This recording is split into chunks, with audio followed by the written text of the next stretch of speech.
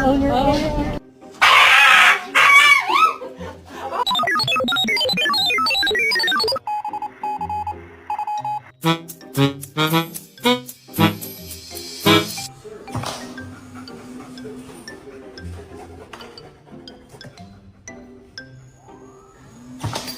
sure that the world is well known that it is her and her alone.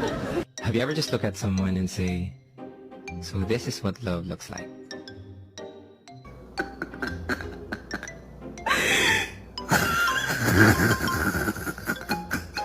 Want this cheese for?